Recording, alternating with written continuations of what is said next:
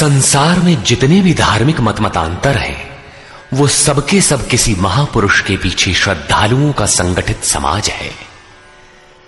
महापुरुष की एकांत भजन स्थली ही कालांतर में तीर्थ, आश्रम, मठ और मंदिरों का रूप ले लेते हैं, जहां महापुरुष के नाम पर जीविकोपार्जन से लेकर विलासिता तक के साधन जुटाए जाते हैं। गद्दियां महापुरुष के बाद बनती हैं, गद्दियों से कोई महापुरुष नहीं बनता। इसीलिए धर्म सदा से ही प्रत्यक्षदर्शी महापुरुष के क्षेत्र की वस्तु रहा है। गीता ऐसे ही निर्विवाद महापुरुष योगेश्वर भगवान श्री कृष्ण की वाणी है, जिसके चिरंतन सत्यों से आपका साक्षात करा रहा है यथार्थ गीता का ये कैसेट प्रसारण।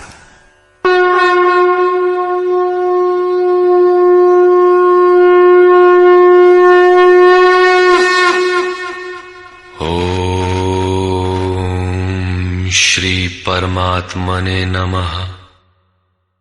यथार्थ गीता, श्रीमद् भगवत गीता, अथैकादशो अध्यायः। गत अध्याय में योगेश्वर श्री कृष्ण ने अपनी प्रधान प्रधान विभूतियों का संक्षिप्त विवरण प्रस्तुत किया, किंतु अर्जुन को लगा कि उसने विस्तार से सुन लिया है। उसने कहा कि आपकी वाणी सुनने से मेरा सारा मोह नष्ट हो गया, अज्ञान नष्ट हो गया। आपने जो कहा उसे प्रत्यक्ष देखना चाहता हूं। सुनने और देखने में पश्चिम और पूर्व का अंतर है। चलकर देखने पर वस्तु स्थिति कुछ और ही होती है। अर्जुन ने उस रूप को देखा तो कांपने लगा, क्षमा याचना करने लगा। क्या ज्ञानी भयभीत होता है? उसे कोई जिज्ञासा रह जाती है? नहीं, बौद्धिक स्तर की जानकारी सदैव धूमिल रहती है। हां, वो यथार्थ जानकारी के लिए प्रेरणा अवश्य देती है। इसलिए अर्जुन ने निवेदन किया। अर्जुन उवाच,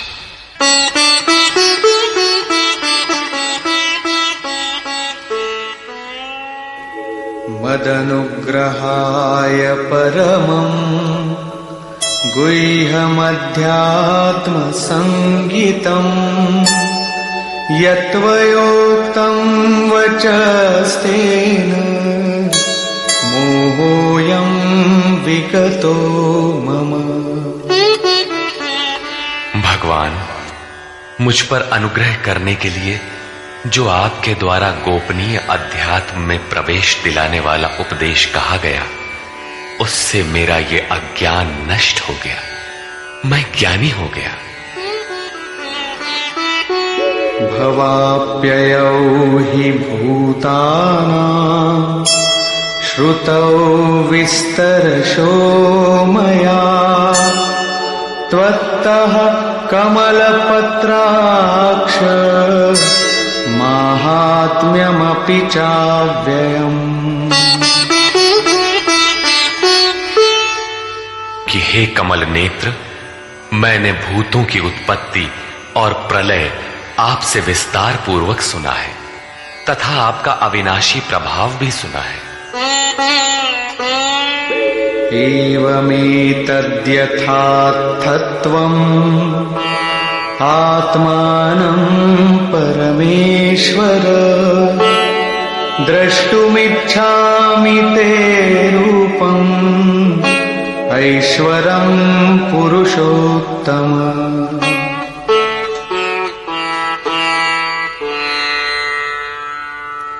हे परमेश्वर, आप अपने को जैसा कहते हैं ये ठीक ऐसा ही है, इसमें कोई संदेह नहीं है, किंतु मैंने उसे केवल सुना है।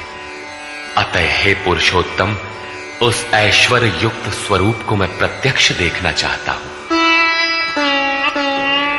मन्यसे यदि तच्छक्यं मया द्रष्टुमिति प्रभो योगेश्वर ततो मे त्वं दर्शयात्मानमव्ययम्।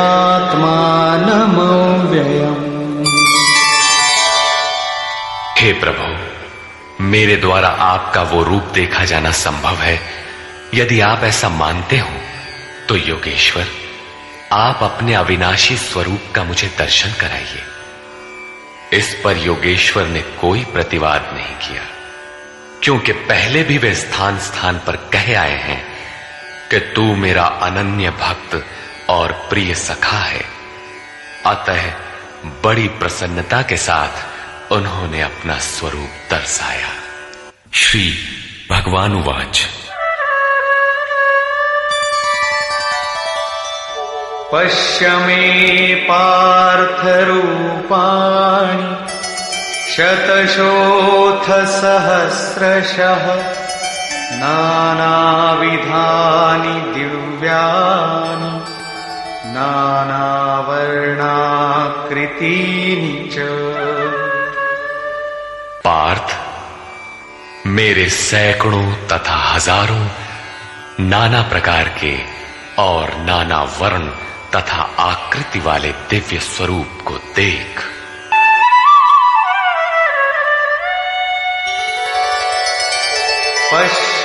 पश्यादित्यान् वसून् रुद्रान् अश्विनो मरुतस्तथा बहून्यदृष्टपूर्वाणि पश्याश्चर्याणि भारत।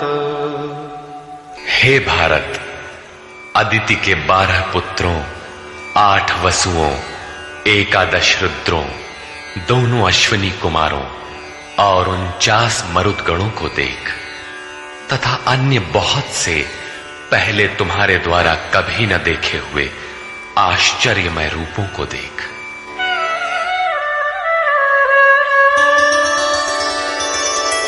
इहैकस्थं जगत्कृत्स्नं पश्याद्य सचराचरम् मम देहे गुडाकेश यच्चान्यद्द्रष्टुमिच्छसि। अर्जुन, अब मेरे इस शरीर में एक ही स्थान पर स्थित हुए चराचर सहित संपूर्ण जगत को देख, तथा और भी जो कुछ देखना चाहता है वो देख। इस प्रकार तीनों श्लोकों तक भगवान लगातार दिखाते चले गए, किंतु अर्जुन को कुछ दिखाई नहीं पड़ा। वो आंखें मलता रह गया। अतः ऐसा दिखाते हुए भगवान सहसा रुक जाते हैं और कहते हैं, न तु मां शक्यसे द्रष्टुम् अनेनैव स्वचक्षुषा दिव्यं ददामि ते चक्षुः पश्य मे योगमैश्वरम्। अर्जुन, तू मुझे अपने नेत्रों द्वारा अर्थात बौद्धिक दृष्टि द्वारा देखने में समर्थ नहीं है, इसलिए मैं तुझे दिव्य अर्थात अलौकिक दृष्टि देता हूं, जिससे तू मेरे प्रभाव और योग शक्ति को देख। इधर योगेश्वर श्री कृष्ण के कृपा प्रसाद से अर्जुन को वही दृष्टि प्राप्त हुई, उसने देखा। और उधर योगेश्वर व्यास के कृपा प्रसाद से वही दृष्टि संजय को मिली थी। जो कुछ अर्जुन ने देखा अक्षरशः वही संजय ने भी देखा और उसके प्रभाव से अपने को कल्याण का भागी बनाया। स्पष्ट है कि श्री कृष्ण एक योगी के समकक्ष है। संजय उवाच।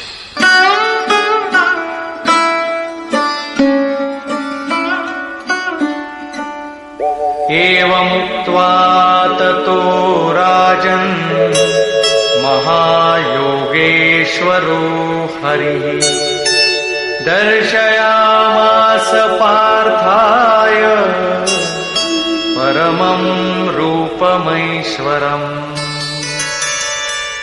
संजय बोला, हे राजन, महायोगेश्वर हरि ने इस प्रकार कहकर उसके उपरांत पार्थ को अपना परम ऐश्वर्य युक्त दिव्य स्वरूप दिखाया, जो स्वयं योगी है और दूसरों को भी योग प्रदान करने की जिसमें क्षमता हो, जो योग का स्वामी हो, उसे योगेश्वर कहते हैं। इसी प्रकार सर्वस्व का हरण करने वाला हरि है। यदि केवल दुखों का हरण किया और सुख छोड़ दिया तो दुख आएगा। अतः सब पापों के नाश के साथ सर्वस्व का हरण करके अपना स्वरूप देने में जो सक्षम है वो हरि है। उन्होंने पार्थ को अपना दिव्य स्वरूप दिखाया। सामने तो खड़े ही थे। अनेक वक्त्र नयनम अनेकाद्भुत दर्शनम अनेक दिव्याभरणम दिव्यानीकोद्यतायुधम। अनेक मुख और नेत्रों से युक्त, अनेक अद्भुत दर्शनों वाले, अनेक दिव्य भूषणों से युक्त और अनेक दिव्य शस्त्रों को हाथ से उठाए तथा दिव्यमाल्याम्बरधरम दिव्यगन्धानुलेपनम सर्वाश्चर्यमयं देवं अनंतम विश्वतोमुखम। दिव्य माला और वस्त्रों को धारण किए हुए, दिव्य गंध का अनुलेपन किए हुए, सब प्रकार के आश्चर्यों से युक्त, सीमा रहित विराट स्वरूप परमदेव को दृष्टि मिलने पर अर्जुन ने देखा। दिवि सूर्य सहस्रस्य भवेद्युगपदुत्थिता यदि भासदृशी सा स्यात् भासस्तस्य महात्मनः। संजय बोला, हे राजन, आकाश में एक साथ 1000 सूर्यों के उदय होने से जितना प्रकाश होता है, वो भी विश्व रूप उन महात्मा के प्रकाश के सदृश कदाचित ही हो। यहां श्री कृष्ण महात्मा ही है, योगेश्वर थे।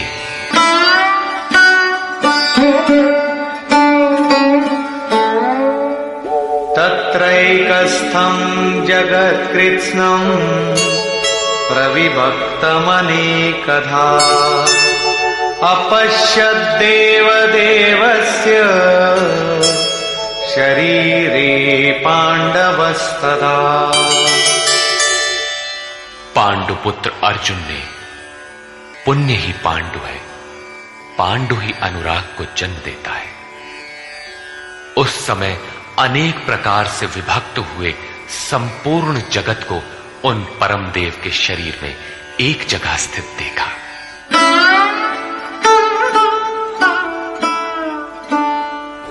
ततः स विस्मयाविष्टो हृष्टरोमा धनञ्जयः प्रणम्य शिरसा देवम् कृताञ्जलिरभाषत।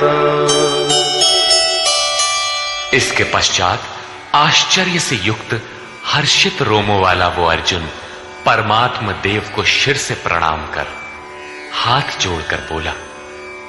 यहां अर्जुन ने अंतःकरण से नमन किया और कहा, अर्जुन उवाच,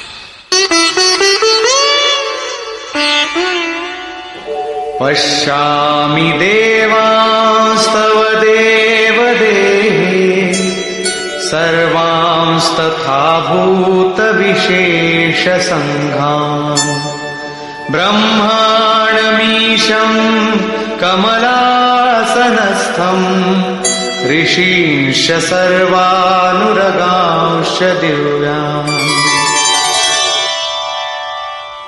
हे देव, आपके शरीर में मैं संपूर्ण देवों को तथा अनेक भूतों के समुदायों को, कमल के आसन पर बैठे हुए ब्रह्मा को, महादेव को, संपूर्ण ऋषियों को तथा दिव्य सर्पों को देखता हूं।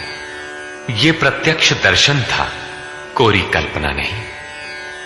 किंतु ऐसा तभी संभव है जब योगेश्वर पूर्णत्व प्राप्त महापुरुष हृदय से दृष्टि प्रदान करे, ये साधन गम्य है।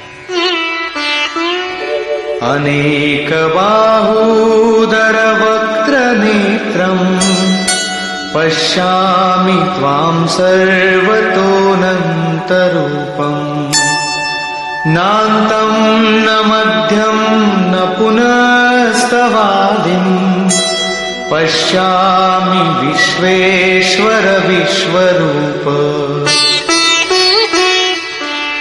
विश्व के स्वामी, मैं आपको अनेक हाथ, पेट, मुख और नेत्रों से संयुक्त तथा सब ओर से अनंत रूपों वाला देखता हूं। हे विश्वरूप, न मैं आपके आदि को, न मध्य को और न अंत को ही देखता हूं, अर्थात आपके आदि, मध्य और अंत का निर्णय नहीं कर पा रहा हूं। किरीटिनं गदिनं चक्रिणं च तेजो राशिं सर्वतो दीप्तिमन्तम् पश्यामि त्वां दुर्निरीक्षं समन्तात् दीप्तानलार्कद्युतिमप्रमेयम्। मैं आपको मुकुट युक्त, गदा युक्त, चक्र युक्त, सब ओर से प्रकाशमान तेज पुंज स्वरूप, प्रज्वलित अग्नि और सूर्य के सदृश, देखने में दुष्कर अर्थात कठिनाई से देखा जाने वाला और सब ओर से बुद्धि आदि से ग्रहण न हो सकने वाला अप्रमेय देखता हूं। इस प्रकार संपूर्ण इंद्रियों से पूर्णतया समर्पित होकर योगेश्वर श्री कृष्ण को इस रूप में देखकर अर्जुन उनकी स्तुति करने लगा। त्वमक्षरं परमं वेदितव्यम् त्वमस्य विश्वस्य परं निधानम् त्वमव्ययः शाश्वतधर्मगोप्ता सनातनस्त्वं पुरुषो मतो मे। भगवान, आप जानने योग्य परम अक्षर अर्थात अक्षय परमात्मा है। आप इस जगत के परम आश्रय हैं। आप शाश्वत धर्म के रक्षक हैं तथा आप अविनाशी सनातन पुरुष हैं, ऐसा मेरा मत है। आत्मा का स्वरूप क्या है? शाश्वत है, सनातन है, अव्यक्त रूप है, अविनाशी है। यहां कृष्ण का क्या स्वरूप है? वही शाश्वत, सनातन, अव्यय, अविनाशी, अर्थात प्राप्ति के पश्चात महापुरुष भी उसी आत्म भाव में स्थित होता है। तभी तो भगवान और आत्मा एक ही लक्षण वाले। अनादिमध्यान्तमनन्त वीर्यम् अनंत बाहुं शशि सूर्य नेत्रम् पश्यामि त्वां दीप्तहुताशवक्त्रम् स्वतेजसा विश्वमिदं तपन्तम्।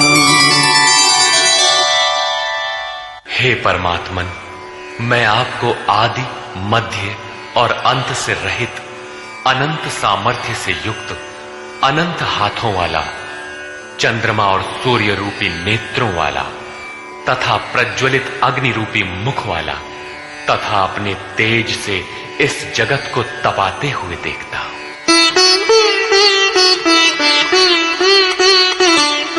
द्यावा पृथिव्योरिदमन्तरं हि व्याप्तं त्वयैकेन दिशश्च सर्वाः दृष्ट्वाद्भुतं रूपमुग्रं तवेदं लोकत्रयं प्रव्यथितं महात्मन्। हे महात्मन, अंतरिक्ष और पृथ्वी के बीच का संपूर्ण आकाश तथा सब दिशाएं एकमात्र आपसे ही परिपूर्ण है। आपके इस अलौकिक भयंकर रूप को देखकर तीनों लोक अत्यंत व्यथित हो रहे हैं। अमीहि त्वां सुरसङ्घा विशन्ति केचिद्भीताः प्राञ्जलयो गृह्णन्ति स्वस्तीत्युक्त्वा महर्षिसिद्धसङ्घाः स्तुवन्ति त्वां स्तुतिभिः पुष्कलाभिः। वे देवताओं के समूह आप में ही प्रवेश कर रहे हैं और कई एक भयभीत होकर हाथ जोड़े हुए आपके गुणों का गान कर रहे हैं। महर्षि और सिद्धों के समुदाय स्वस्ति वाचन अर्थात कल्याण हो ऐसा कहते हुए संपूर्ण स्तोत्रों द्वारा आपकी स्तुति कर रहे हैं।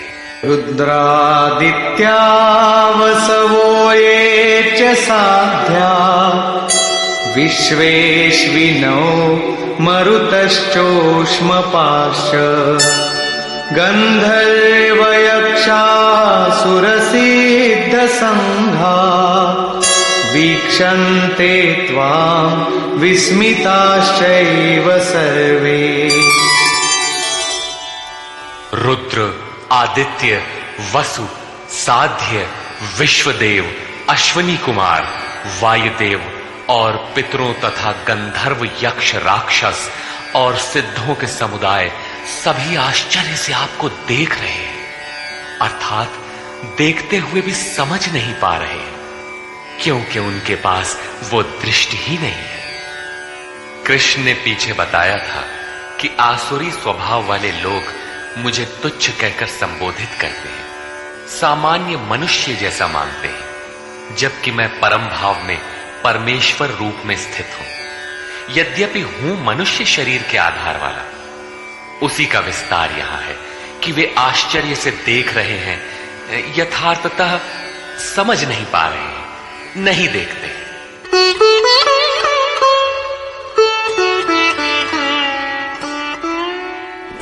रूपं महत्ते बहुवक्त्र नेत्रम् महाबाहो बहुबाहुरुपादम् बहूदरं बहुदंष्ट्राकरालम् दृष्ट्वा लोका प्रव्यथितास्तथाहम्। महाबाहु, कृष्ण महाबाहु है और अर्जुन है। प्रकृति से परे महान सत्ता में जिसका कार्यक्षेत्र हो वो महाबाहु है। कृष्ण महानता के क्षेत्र में पूर्ण है, अधिकतम सीमा में है। अर्जुन उसी की प्रवेशिका में है, मार्ग में है। मंजिल मार्ग का दूसरा छोर ही तो है।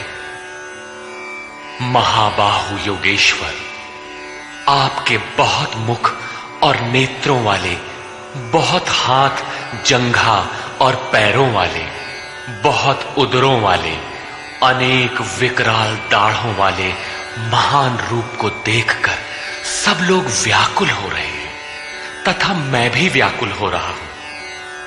अब अर्जुन को कुछ भय हो रहा है कि श्री कृष्ण इतने महान हैं।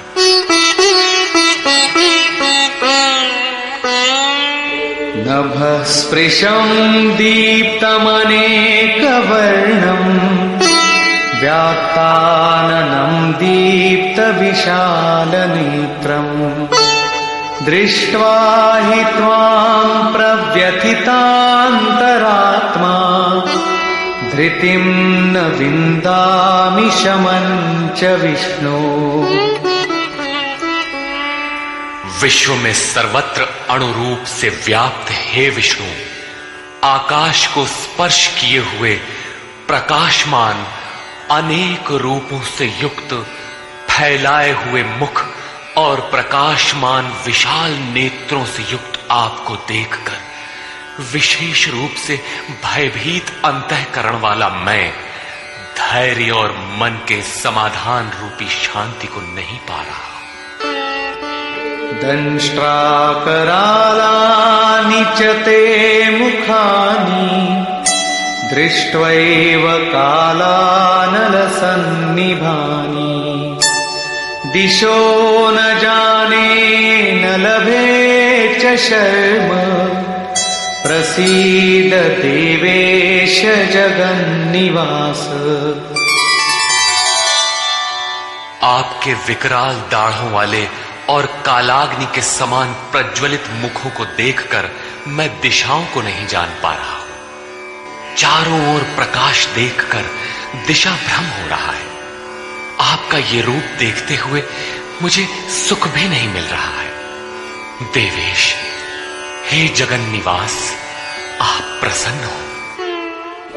अमी च त्वां धृतराष्ट्रस्य पुत्राः सर्वे सहैवावनिपालसङ्घैः भीष्मो द्रोणः सूतपुत्रस्तथासौ सहास्मदीयैरपि योधमुख्यैः।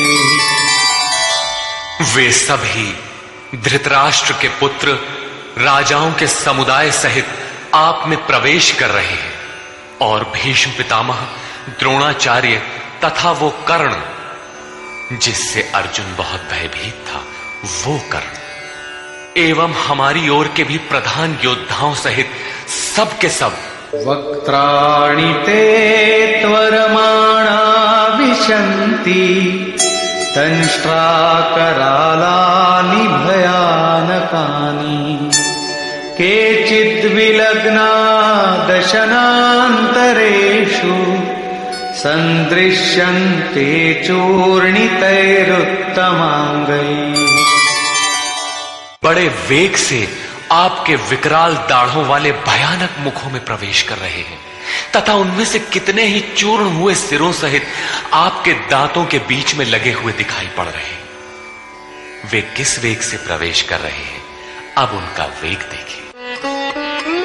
यथा नदीनां बहवोऽम्बुवेगाः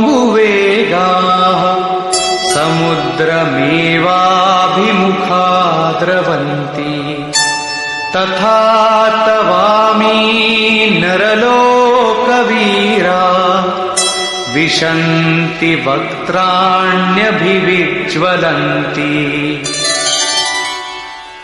जैसे नदियों के बहुत से जल प्रवाह अपने में विकराल होते हुए भी समुद्र की ओर दौड़ते हैं, समुद्र में प्रवेश करते हैं, ठीक उसी प्रकार वे शूरवीर मनुष्यों के समुदाय आपके प्रज्वलित मुखों में प्रवेश कर रहे हैं। अर्थात वे अपने में शूरवीर तो हैं, किंतु आप समुद्रवत हैं। आपके समक्ष उनका बल अत्यल्प है। वे किस लिए और किस प्रकार प्रवेश कर रहे हैं, इसके लिए उदाहरण प्रस्तुत है।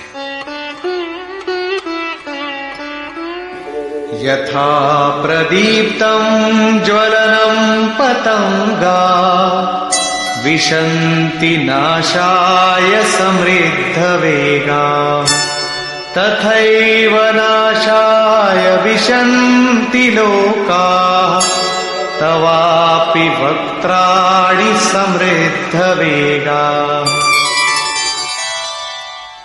जैसे पतंगे नष्ट होने के लिए ही प्रज्वलित अग्नि में अति वेग से प्रवेश करते हैं, वैसे ही ये सब प्राणी भी अपने नाश के लिए आपके मुखों में अत्यंत बढ़े हुए वेग से प्रवेश कर रहे हैं।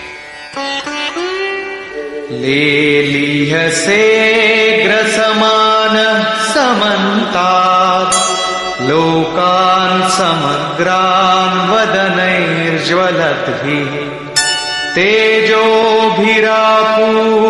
जगत् समग्रम् भासस्तवोग्रा प्रतपन्ति विष्णु। आप उन समस्त लोकों को प्रज्वलित मुखों द्वारा सब ओर से निगलते हुए चाट रहे हैं, उनका आस्वादन कर रहे हैं।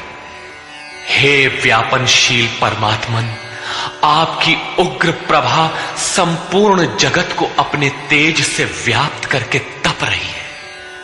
तात्पर्य यह है कि पहले आसुरी संपत्ति परम तत्व में विलीन हो जाती है, उसके पश्चात दैवी संपत्ति का कोई प्रयोजन नहीं रह जाता, इसलिए वो भी उसी स्वरूप में विलीन हो जाती है। अर्जुन ने देखा कि कौरव पक्ष तदनंतर उसके अपने पक्ष के योद्धा कृष्ण के मुख में विलीन होते जा रहे हैं। उसने पूछा,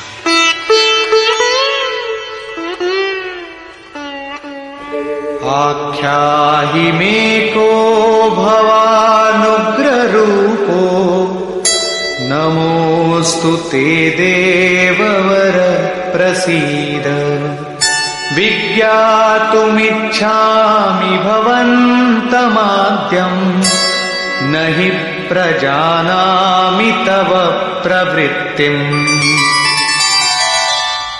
मुझे बताइए कि भयंकर आकार वाले आप कौन हैं?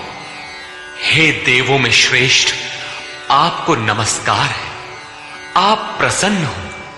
आदि स्वरूप मैं आपको भली प्रकार जानना चाहता हूं। जैसे आप कौन हैं, क्या करना चाहते हैं? क्योंकि आपकी प्रवृत्ति अर्थात चेष्टाओं को नहीं समझ पा रहा हूं। इस पर योगेश्वर श्री कृष्ण बोले। श्री भगवान उवाच,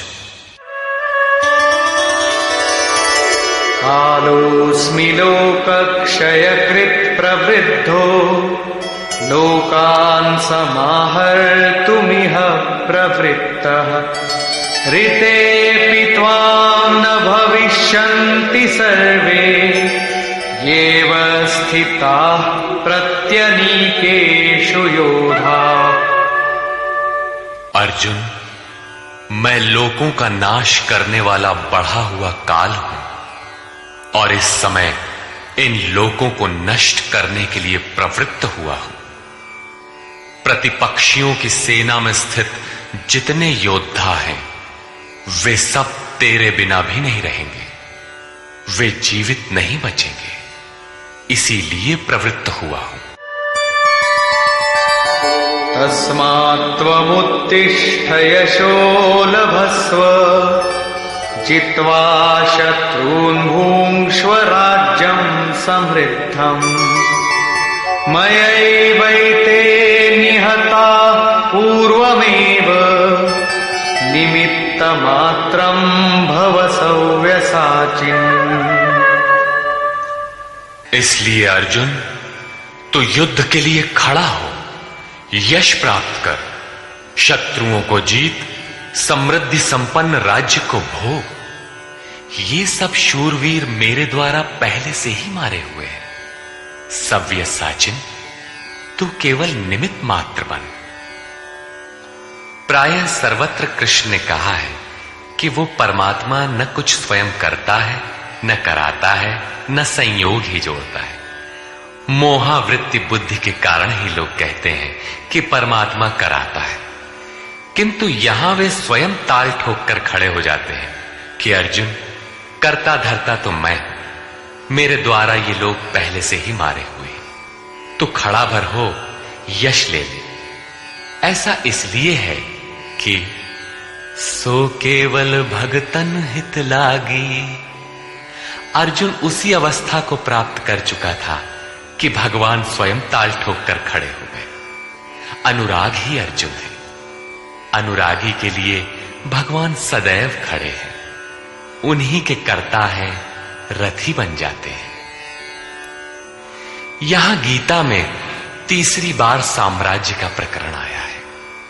पहले अर्जुन लड़ना नहीं चाहता था।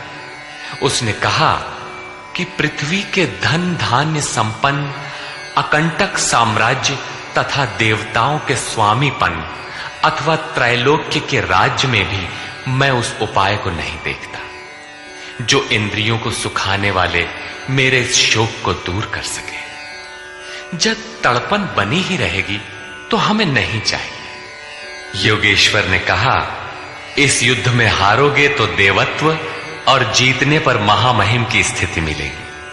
और यहां 11वें अध्याय में कहते हैं कि ये शत्रु मेरे द्वारा मारे गए हैं, तू निमित्त मात्र भर बन जा, यश को प्राप्त कर और समृद्ध राज्य को भोग। फिर वही बात, जिस बात से अर्जुन चौंकता है, जिसमें वो शोक मिटता हुआ नहीं देखता, क्या श्री कृष्ण फिर भी वही राज्य देंगे? नहीं, वस्तुतः विकारों के अंत के साथ परमात्म स्वरूप की स्थिति ही वास्तविक समृद्धि है, जो स्थिर संपत्ति है, जिसका कभी विनाश नहीं होता, राजयोग का परिणाम है। द्रोणं च भीष्मं च जयद्रथं च कर्णं तथान्यानपि योधवीरान् मया हतांस्त्वं जहिमा व्यथिष्ठा युध्यस्व चेतासि रणे सपत्नान्। इन द्रोण, भीष्म, जयद्रथ और कर्ण तथा अन्यान्य बहुत से मेरे द्वारा मारे हुए शूरवीर योद्धाओं को तू मार, भय मत कर। संग्राम के वैरियों को तू निश्चित जीतेगा, इसलिए युद्ध कर। यहां भी योगेश्वर ने कहा कि मेरे द्वारा मारे हुए इन मरे हुओं को तू मार। स्पष्ट किया कि मैं करता हूं, जबकि 5वें अध्याय के 13, 14 एवं 15 श्लोक में उन्होंने कहा था भगवान अकर्ता है। 18वें अध्याय में वे कहते हैं शुभ अथवा अशुभ प्रत्येक कार्य के होने में 5 माध्यम हैं: अधिष्ठान, कर्ता, करण, चेष्टा और दैव। जो कहते हैं कैवल्य स्वरूप परमात्मा करते हैं, वे अविवेकी हैं, यथार्थ नहीं जानते, अर्थात भगवान नहीं करते। ऐसा विरोधाभास क्यों? वस्तुतः प्रकृति और उस परमात्म पुरुष के बीच एक सीमा रेखा है। जब तक प्रकृति के परमाणुओं का दबाव अधिक रहता है, तब तक माया प्रेरणा देती है, और जब साधक उससे ऊपर उठ जाता है, ईश्वर, इष्ट अथवा सद्गुरु के कार्यक्षेत्र में प्रवेश प्राप्त कर लेता है। उसके बाद सद्गुरु, इष्ट, याद रहे प्रेरक के स्थान पर सद्गुरु, आत्मा, परमात्मा, इष्ट, भगवान पर्यायवाची है। कुछ भी कहें, कहता भगवान ही है।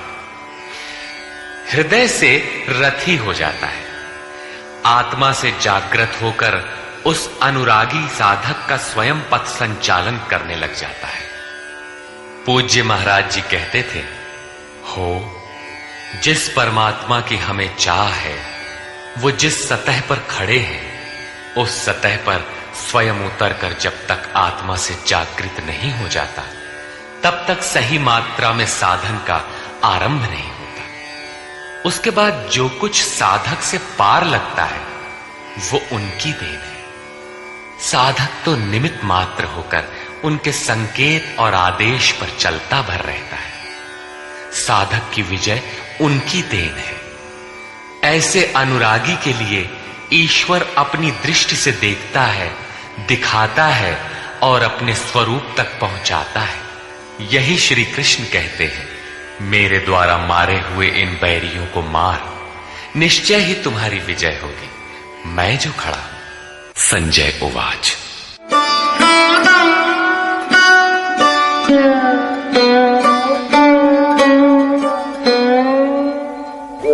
एतत् श्रुत्वा वचनं केशवस्य कृताञ्जलिर्वेपमानः किरीटी नमस्कृत्वा भूय एवाह कृष्णं सगद्गदं भीत प्रणम्य। संजय बोला, जो कुछ अर्जुन ने देखा ठीक वैसा ही संजय ने देखा है। अज्ञान से आच्छादित मन ही अंधा धृतराष्ट्र है, लेकिन ऐसा मन भी संयम के माध्यम से भली प्रकार देखता, सुनता और समझता है। केशव के इन उपर्युक्त वचनों को सुनकर किरीटधारी अर्जुन भयभीत होकर कांपता हुआ हाथ जोड़कर नमस्कार करके फिर श्री कृष्ण से इस प्रकार गदगद वाणी में ही बोला। अर्जुन उवाच। स्थाने ऋषिकेश तव प्रकीर्त्या जगत् प्रदिश्यत्यनुरज्यते च रक्षांसि भीतानि दिशो द्रवन्ति सर्वे नमस्यन्ति च सिद्धसंघाः। हे अंतर्यामिन ऋषिकेश, ये उचित ही है कि आपकी कीर्ति से संसार हर्षित होता है और अनुराग को प्राप्त होता है।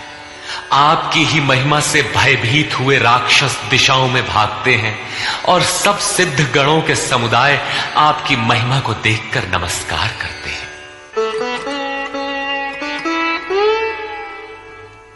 कस्माच्च तेन न मेरन्महात्मन्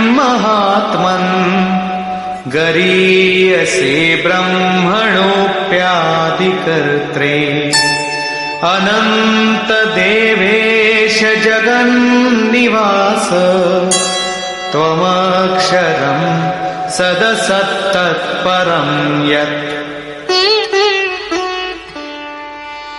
हे महात्मन, ब्रह्मा के भी आदिकर्ता और सबसे बड़े, आपके लिए वे सब कैसे नमस्कार न करें, क्योंकि हे अनंत, हे देवेश, हे जगन निवास, सत असत और उनसे भी परे अक्षर अर्थात अक्षय स्वरूप आप ही हैं।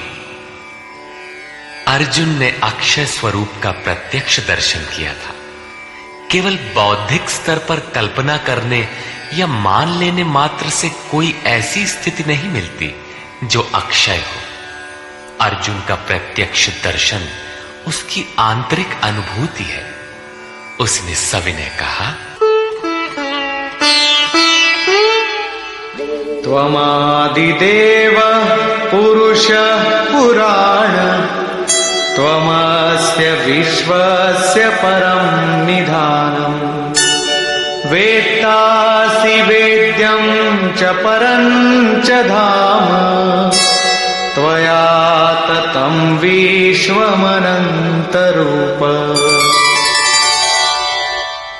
आप आदिदेव और सनातन पुरुष हैं। आप इस जगत के परम आश्रय और जानने वाले हैं, जानने योग्य हैं तथा परम धाम है। हे अनंत स्वरूप, आपसे ये संपूर्ण जगत व्याप्त है, आप सर्वत्र हैं। वायुर्यमोऽग्निर्वरुण शशाङ्कः प्रजापतिस्त्वं प्रपितामहश्च नमो नमस्तेऽस्तु सहस्रकृत्वः पुनश्च भूयोऽपि नमो नमस्ते। आप ही वायु, यमराज, अग्नि, वरुण, चंद्रमा तथा प्रजा के स्वामी ब्रह्मा और ब्रह्मा के भी पिता हैं। आपको हजारों बार नमस्कार है, फिर भी बार बार नमस्कार है। अतिशय श्रद्धा और भक्ति के कारण नमन करते हुए अर्जुन को तृप्ति नहीं हो रही है। वो कहता है, नमः पुरस्तादथ पृष्ठतस्ते नमोऽस्तु ते सर्वत एव सर्व अनन्तवीर्यामितविक्रमस्त्वं सर्वं समाप्नोषि ततोऽसि सर्वः। हे अत्यंत सामर्थ्य वाले, आपको आगे से और पीछे से भी नमस्कार हो। हे सर्वात्मन, आपको सब ओर से ही नमस्कार हो, क्योंकि हे अत्यंत पराक्रमशाली, आप सब ओर से संसार को व्याप्त किए हुए, इसलिए आप ही सर्वरूप और सर्वत्र हैं। इस प्रकार बार बार नमस्कार करके भयभीत अर्जुन अपनी भूलों के लिए क्षमा याचना करता है।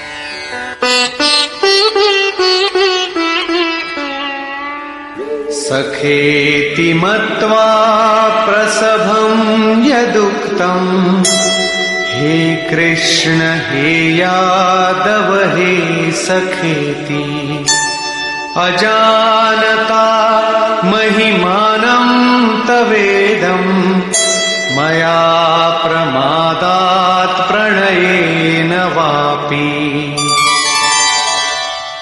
आपके इस प्रभाव को न जानते हुए आपको सखा मित्र मानकर मेरे द्वारा प्रेम अथवा प्रमाद से भी हे कृष्ण, हे यादव, हे सखा, इस प्रकार जो कुछ भी हठपूर्वक कहा गया है तथा यच्चावहासार्थमसत्कृतोऽसि विहारशय्यासन भोजनेषु एकोऽथवाप्यच्युत तत्समक्षम् तत्क्षामये त्वामहमप्रमेयम्।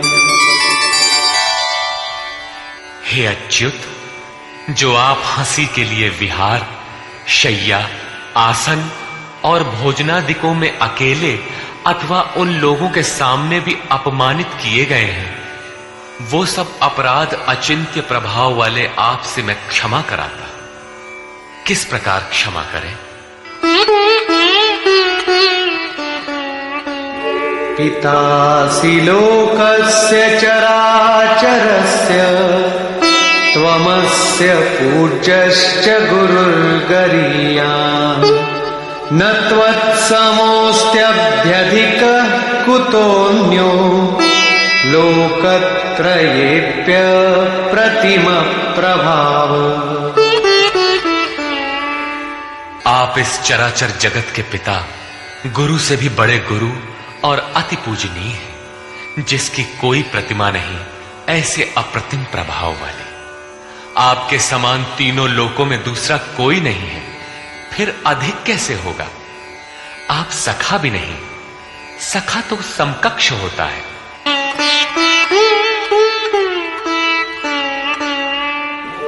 तस्मात् प्रणम्य प्रणिधाय कायम् प्रसादये त्वामहमीशमीड्यम्। पितेव पुत्रस्य सखेव सख्युः प्रियः प्रियायार्हसि देव सोढुम्। आप चराचर के पिता हैं, इसलिए मैं अपने शरीर को भली प्रकार आपके चरणों में रखकर प्रणाम करके स्तुति करने योग्य आप ईश्वर को प्रसन्न होने के लिए प्रार्थना करता हूं। हे देव, पिता जैसे पुत्र के, सखा जैसे सखा के और पति जैसे प्रिय स्त्री के अपराधों को क्षमा करता है, वैसे ही आप भी मेरे अपराधों को सहन करने योग्य हैं। अपराध क्या था? हमने कभी हे यादव, हे सखा, हे कृष्ण कहा था? समाज के बीच अथवा एकांत में कहा था? भोजन के समय अथवा सोने के समय कहा था? क्या कृष्ण कहना अपराध था? काले थे ही, गोरे कैसे कहे जाते? यादव कहना भी अपराध नहीं था, क्योंकि यदुकुल में तो जन्म ही हुआ था। सखा कहना भी अपराध नहीं था, क्योंकि स्वयं कृष्ण भी अपने को अर्जुन का सखा मानते थे। जब कृष्ण कहना अपराध ही है, एक बार कृष्ण कहने के लिए अर्जुन अनंत बार गिड़गिड़ा कर क्षमा याचना कर रहा है, तो जब किसका करे, नाम कौन सा ले? वस्तुतः चिंतन का जैसा विधान स्वयं योगेश्वर श्री कृष्ण ने बताया है, वैसा ही आप करें।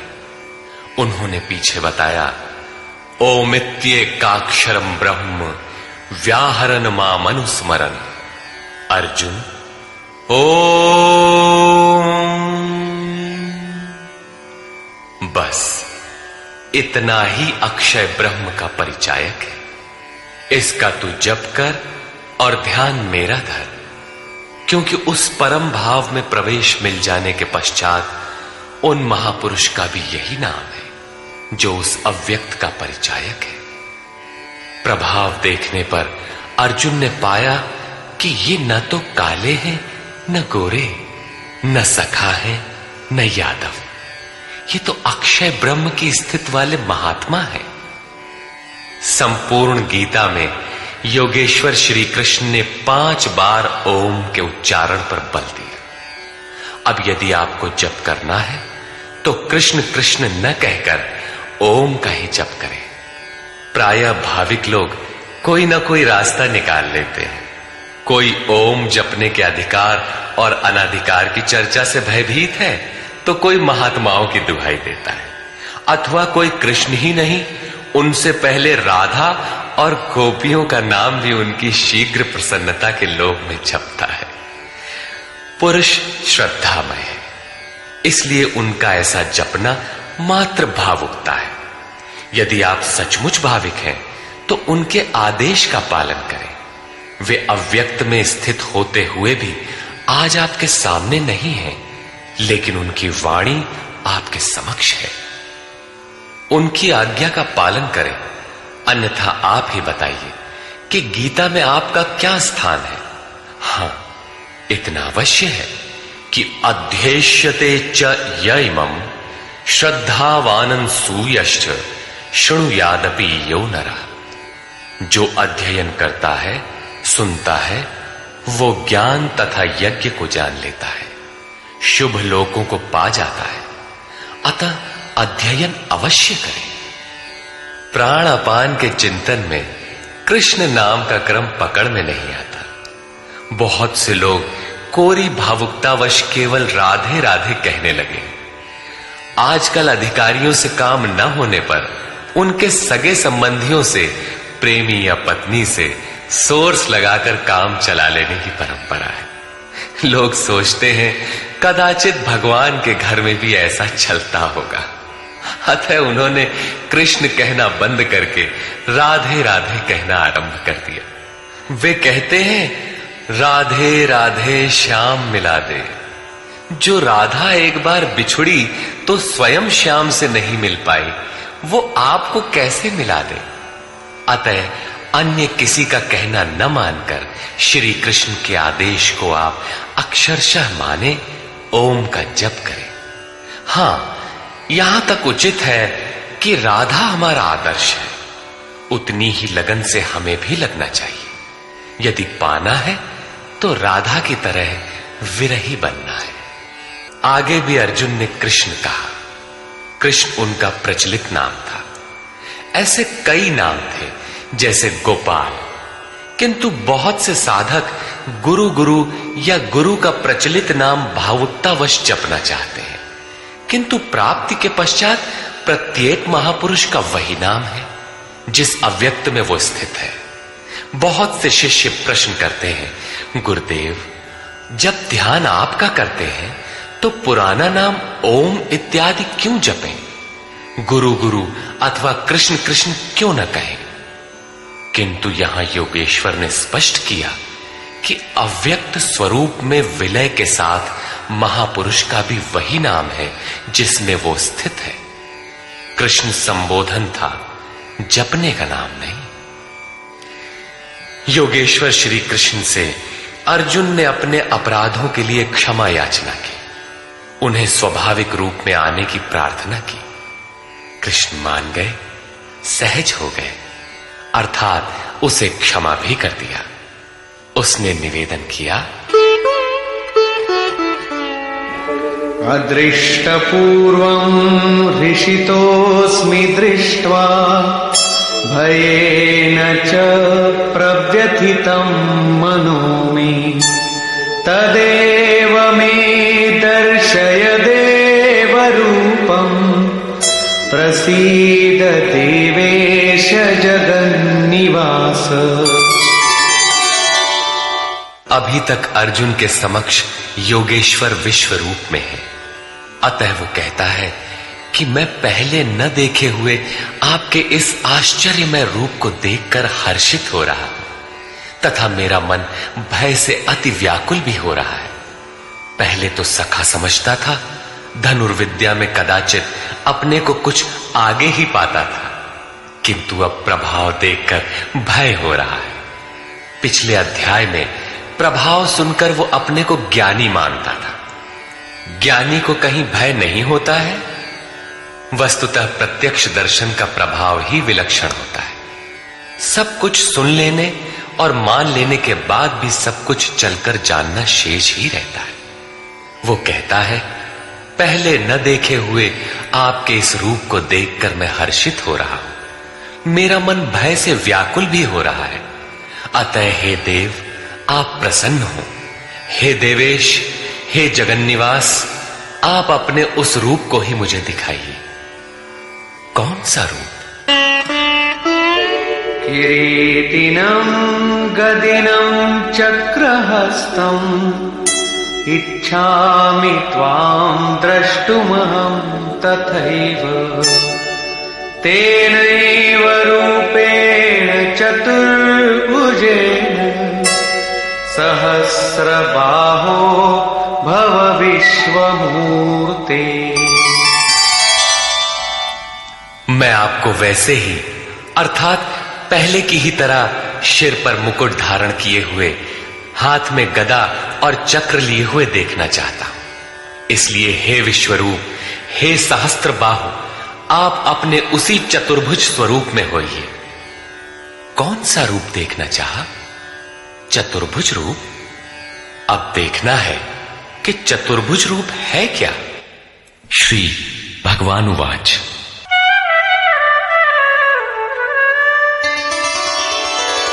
मया प्रसन्नेन तवार्जुनेदं रूपं परं दर्शितमात्मयोगात्।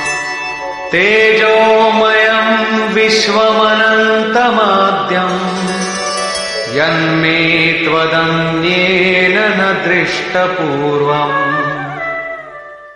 इस प्रकार अर्जुन की प्रार्थना सुनकर श्री कृष्ण बोले, अर्जुन, मैंने अनुग्रह पूर्वक अपनी योग शक्ति के प्रभाव से अपना परम तेजोमय, सबका आदि और सीमा रहित विश्व रूप तुझे दिखाया है, जिसे तेरे सिवाय दूसरे किसी ने पहले कभी नहीं देखा।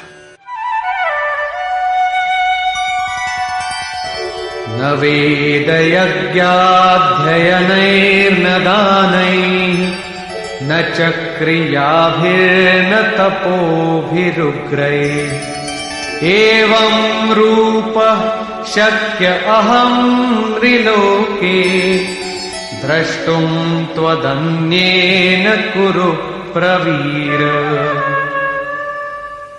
अर्जुन, इस मनुष्य लोक में इस प्रकार विश्व रूप वाला मैं न वेद से, न यज्ञ से, न अध्ययन से, न क्रिया से, न उग्र तप से और न तेरे सिवाय किसी अन्य से देखा जाने को संभव हूं। अर्थात तेरे सिवाय ये रूप अन्य कोई देख नहीं सकता। तब तो गीता आपके लिए बेकार है। भगवत दर्शन की भी योग्यताएं अर्जुन तक सीमित रह गई, जबकि पीछे बताए आए हैं कि अर्जुन, राग, भय और क्रोध से रहित अनन्य मन से मेरी शरण हुए बहुत से लोग ज्ञान रूपी तप से पवित्र होकर साक्षात मेरे स्वरूप को प्राप्त हो चुके हैं। यहां कहते हैं तेरे सिवाय न कोई देख सका है और न भविष्य में कोई देख सकेगा। अतः अर्जुन कौन है? क्या कोई पिंडधारी है? कोई शरीरधारी है? नहीं, वस्तुतः अनुराग ही अर्जुन है। अनुराग विहीन पुरुष न कभी देख सका है और न भविष्य में कभी देख सकेगा। सब ओर से चित्त समेटकर एकमात्र इष्ट के अनुरूप राग ही अनुराग है।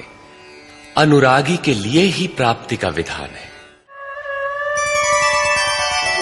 माते व्यथा मा च विमूढ़ भावो दृष्ट्वा रूपं घोरमीद्रिं ममेदम् व्यपेतभिः प्रीतमनाः पुनस्त्वं तदेव मे रूपमिदं प्रपश्य। इस प्रकार के मेरे इस विकराल रूप को देखकर तुझे व्याकुलता न हो और मूढ़ भाव भी न हो कि घबराकर अलग हो जाओ। अब तू भय रहित और प्रीति युक्त मन से उसी मेरे इस रूप को अर्थात चतुर्भुज रूप को फिर देख। संजय उवाच। इत्यर्जुनं वासुदेवस्तथोक्त्वा स्वकं रूपं दर्शयामास भूयः आश्वासयामास च भीतमेनम् भूत्वा पुनः सौम्य वपुर्महात्मा। संजय बोला, सर्वत्र वास करने वाले देव उन वासुदेव ने अर्जुन से इस प्रकार कहकर फिर वैसे ही अपने रूप को दिखाया। फिर महात्मा कृष्ण ने सौम्य वपुः अर्थात प्रसन्न होकर भयभीत अर्जुन को धैर्य दिया। अर्जुन बोला, अर्जुन उवाच,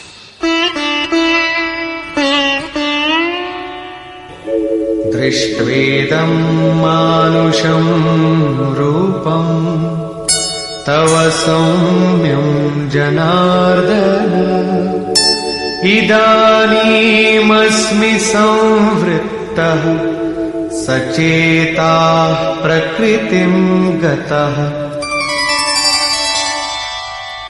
जनार्दन, आपके इस अत्यंत शांत मनुष्य रूप को देखकर अब मैं प्रसन्न चित्त हुआ और अपने स्वभाव को प्राप्त हो गया हूं। अर्जुन ने कहा था कि भगवान, अब आप मुझे उसी चतुर्भुज स्वरूप का दर्शन कराइए। योगेश्वर ने कराया भी, किंतु अर्जुन ने जब देखा तो क्या पाया? मानुषम रूपम, मनुष्य के रूप को देखा। वस्तुतः प्राप्ति के पश्चात महापुरुष ही चतुर्भुज और अनंत भुज कहलाते हैं।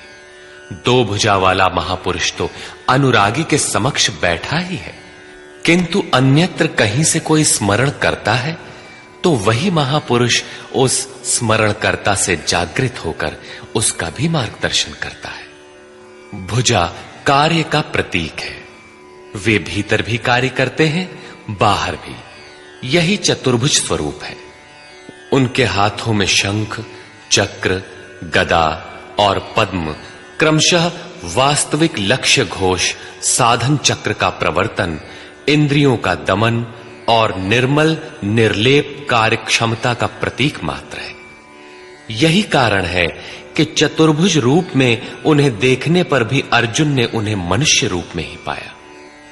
चतुर्भुज महापुरुषों के शरीर और स्वरूप से कार्य करने की विधि विशेष का नाम है, न कि चार हाथ वाले कोई कृष्ण थे।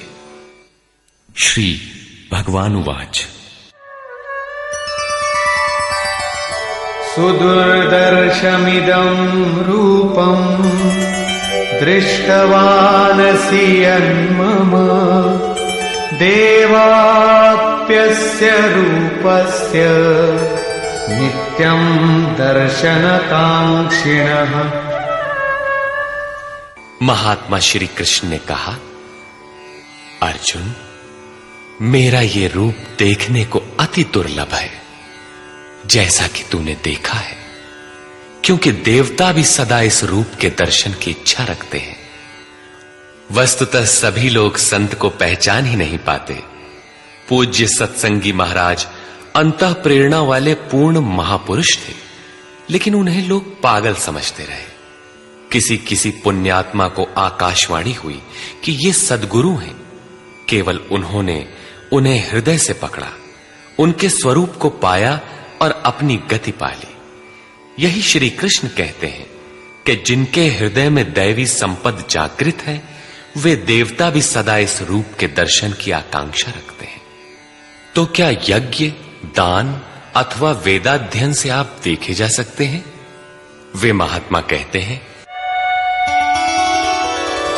नाहं वेदैर्न तपसा न दानेन न चेज्जया शक्य एवं विधो द्रष्टुं दृष्टवानसि मां यथा। न वेदों से, न तप से, न दान से और न यज्ञ से मैं इस प्रकार देखा जाने को सुलभ हूं जिस प्रकार तूने देखा है। तब क्या आपको देख पाने का कोई उपाय नहीं है? वे महात्मा कहते हैं, एक उपाय है। भक्त्या त्वनन्यया शक्य अहमेवं विधोऽर्जुन ज्ञातुं द्रष्टुं च तत्त्वेन प्रवेष्टुं च परन्तप।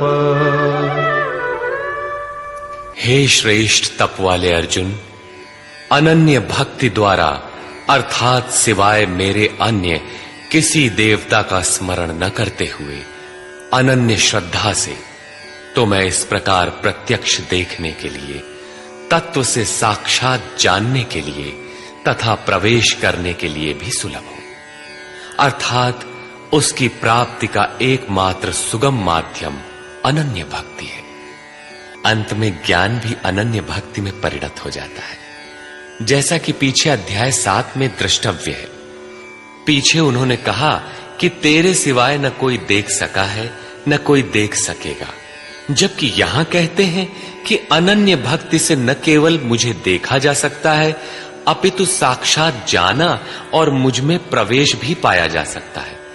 अर्थात अर्जुन अनन्य भक्त का नाम है, एक अवस्था का नाम है। अनुराग ही अर्जुन है। अंत में योगेश्वर श्री कृष्ण कहते हैं, मत्कर्म कृन्मत्परमो मद्भक्तः संगवर्जितः निर्वैरः सर्वभूतेषु यः स मामेति पांडव।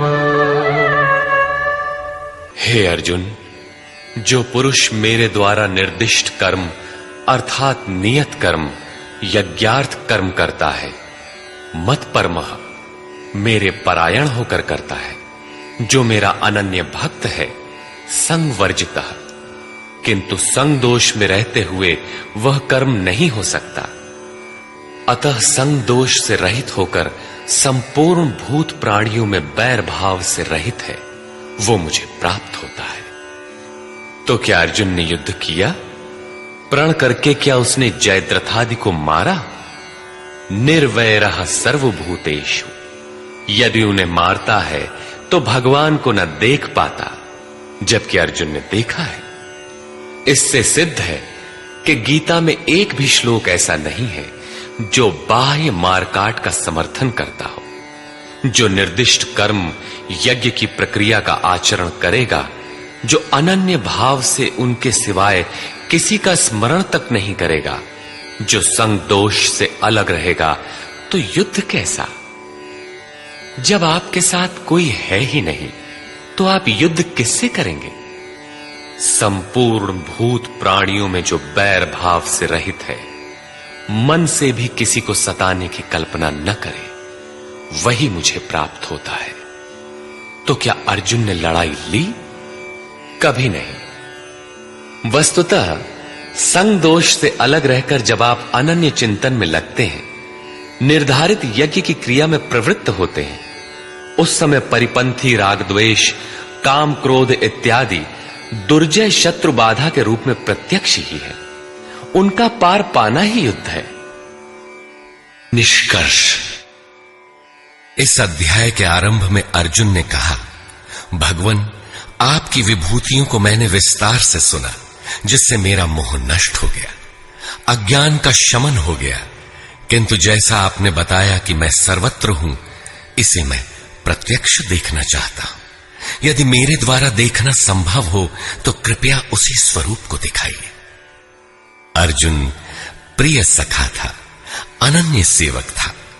अतएव योगेश्वर श्री कृष्ण ने कोई प्रतिवाद न कर तुरंत दिखाना आरंभ किया कि अब मेरे ही अंदर खड़े सप्तर्षि और उनसे भी पूर्व होने वाले ऋषियों को देख, ब्रह्मा और विष्णु को देख, सर्वत्र फैले मेरे तेज को देख, मेरे ही शरीर में एक स्थान पर खड़े तो चराचर जगत को देख। किंतु अर्जुन आंखें मलता ही रह गया। इसी प्रकार योगेश्वर श्री कृष्ण 3 श्लोकों तक अनवरत दिखाते गए, किंतु अर्जुन को कुछ भी दिखाई नहीं पड़ा। सभी विभूतियां योगेश्वर में उस समय थीं, किंतु अर्जुन को वे सामान्य मनुष्य जैसे ही दिखाई पड़ रहे थे। तब इस प्रकार दिखाते दिखाते योगेश्वर श्री कृष्ण सहसा रुक जाते हैं और कहते हैं, अर्जुन, इन आंखों से तू मुझे नहीं देख सकता, अपनी बुद्धि से तू मुझे परख नहीं सकता। लो, अब मैं तुझे वह दृष्टि देता हूं जिससे तू मुझे देख सकेगा। भगवान तो सामने खड़े ही थे। अर्जुन ने देखा, वास्तव में देखा। देखने के पश्चात क्षुद्र त्रुटियों के लिए क्षमा याचना करने लगा, जो वास्तव में त्रुटियां नहीं थीं।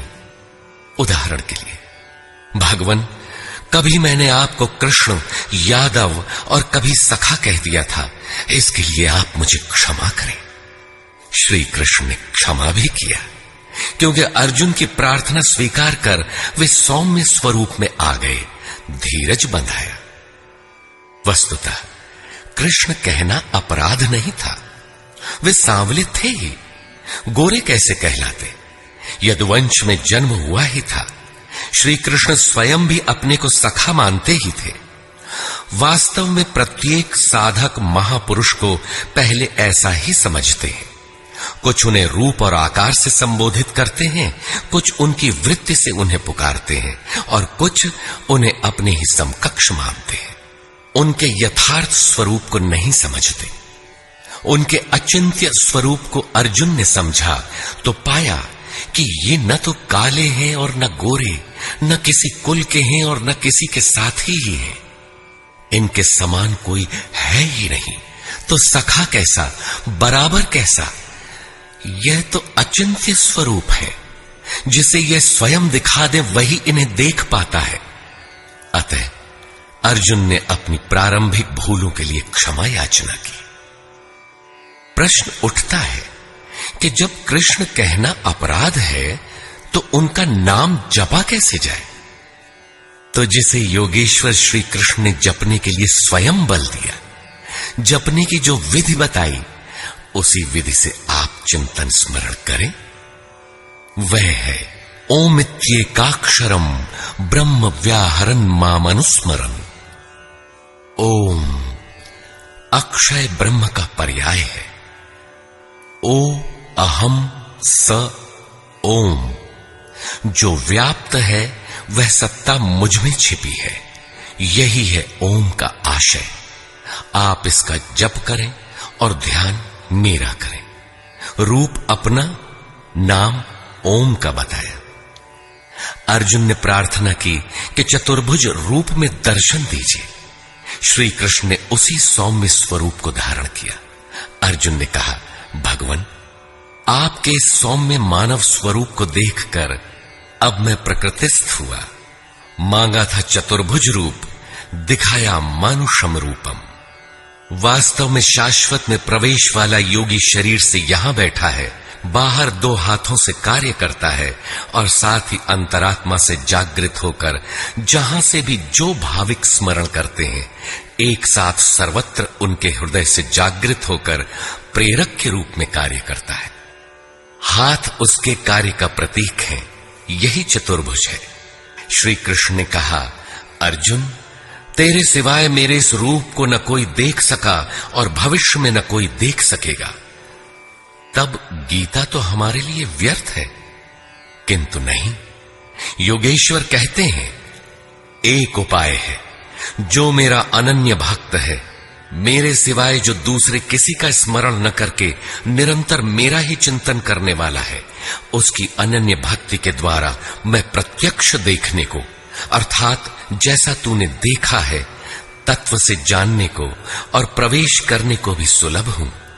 अर्थात अर्जुन अनन्य भक्त था। भक्ति का परमार्जित रूप है अनुराग। इष्ट के अनुरूप लगाओ। मिले ही न रघुपति बिनु अनुरागा।